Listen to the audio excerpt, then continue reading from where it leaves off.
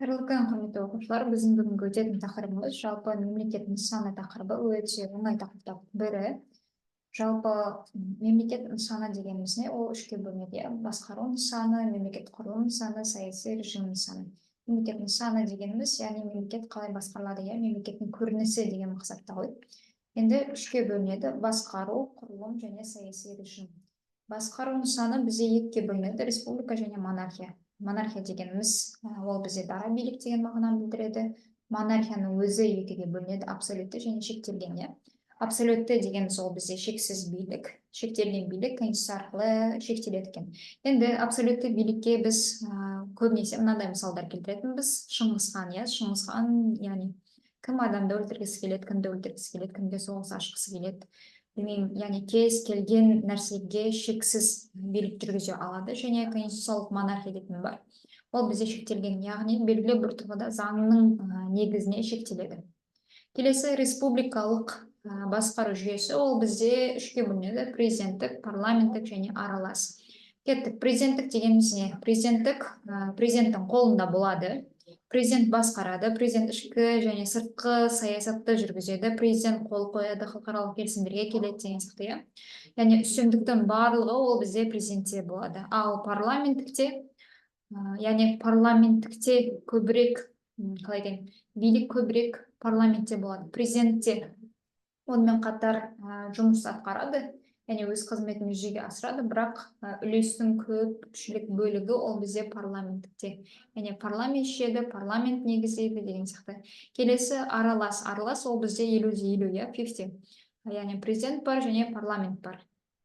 Президент, білмеймін, мүмкін ішкі саясатта болсын және сыртқы саясатта болсын, екеу ара 50-50 бөліктегі дауысты шешетін болады.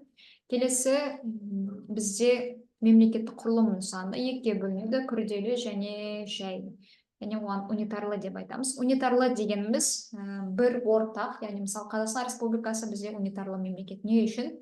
Яғни бірнеше ұлт өкілі бар, 130-ден астам ұлт өкілі бар. Бірақ барлығы бір президентке бағынады, бір заңға бағынады, бір конституцияға бағынады, бір мемлекетке бағынады. Барлығы орталықтандырылған деп түсіндірейік. Жалпы, яғни бір басшыға бағыну, осының барлығы унитарлы. Яғни басқа ұлт болса да барлығы бір басшыға, бір мемлекетке бағынуын біз унитарлы деп айтамыз. Екіншісі күрделі. Күрделі ол бізде түрлері бар: империя, федерация, конфедерация деген сияқты.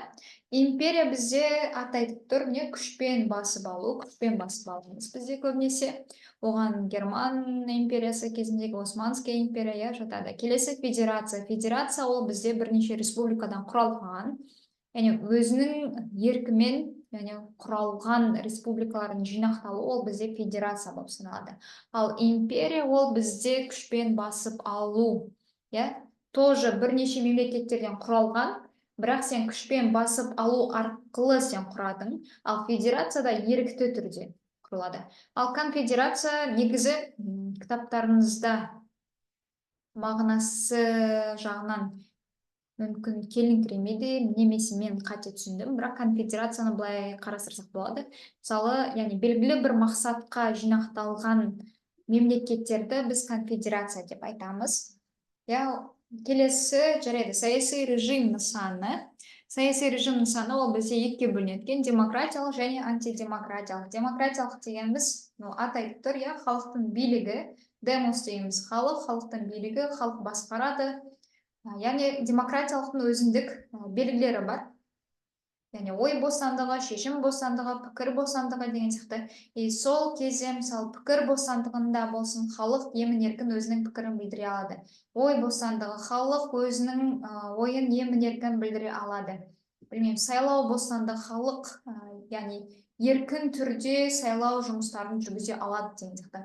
Ол мүмкін 50% орындалуы мүмкін, ол мүмкін 60% орындалуы мүмкін, бірақ яғни белгілері көбірек басымдылық болғаннан кейін ол демократиялық болып саналады. Келесі антидемократиялық. Антидемократиялыққа біз, оның да түрлері бар: тоталитарлық, авторитарлық және тағы басқа.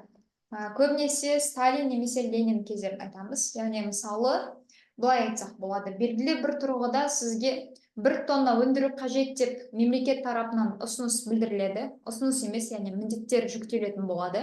Сіз келіп несесіз, яғни өлтірі сол 1 тоннаны жасап шығаруыңыз керек деген сияқты. Немесе тағы қандай бар? Мысалы, кейбір мемлекеттер бар. Я қазір шатасың мүмкін, кейбір мемлекеттер бар, президенттің прическасына ұқсамайтындай прическа тақпауың керексің. Ол бізде авторитарлықтың нышанының белгісі. Немесе тағы не бар? Сен оның туысқан деп айтамыз, туысқандарына қатысты немесе оған қатысты көңіл күй түсетіндей бір жағдай орын алатын болса, сенің де, яғни сен де жылауың керексің, траурный день, күн болу қажет деген сияқты. Бұл бізде авторитарлық белгілердің нышандары. Жалпы бұл да түсінікті деген ойдамын. Яғни авторитарлық сәл де болса еркіндігің бар, бірақ толықтай емес. То же самое тоталитарлықта толықтай еркіндігің былайша айтқан кезде жоқ деп түсіндірсем болады. Келесі, негізі енді де келетіндер осы ақпараттар. Жалпы конфедерация, бағана айттым, яғни белгілі бір мақсатта не істеу, жинақталу, яғни конфедерация егеменді мемлекеттердің уақытша одағы дейді. Мысалы, келтірген 1786 жылдарда ақш, қазіргі кездегі ТМД, яғни ТМД-ны конфедерация деп атаймыз. Федерацияға қатысты оны білеміз, бірақ енді де келетін ол бізде ақшта 51 штат бар, РФ, яғни Ресей Федерациясында 85 субъект, оның ішінде республикалық мемлекеттер бар, автономиялы мемлекеттер бар, Үндістан 29 штат пен 7 одақтық аумақ, Германия бізде 16 субъект. Ал достастық ол ортақ белгілермен, яғни біртектіктің белгілі бір деңгеймен сипатталатын мемлекеттердің ұйымдастырылған бірлестігі. Олар экономикалық, тілге деген сияқты. Бұл да тесттен белгілей аласыздар. Яғни достастыққа көбінесе мына мысалдарды келтіретінмін. Қазақстан мен Қырғызстан, яғни ортақ белгілері бар. Белгілі бір тұрғыда экономикалық болсын, гуманитарлық болсын байланысады. Немесе келесі мемлекеттер одақтастығы қоғамды мемлекеттік ұйымдастыруда өтпелі нысан деді. Яғни одақтастық негізінде көп жағдайда мемлекет аралық шарт жатады деді. Яғни бұны да білгендеріңіз абзалырақ, яғни тестте келіп қалу мүмкіндігі бар. Келесі ол бізде жалпы осымен аяқты. Кейінгі бөлімде құқықтық мемлекет және оның қағидаттарына қатысты ақпараттар айтылатын болады.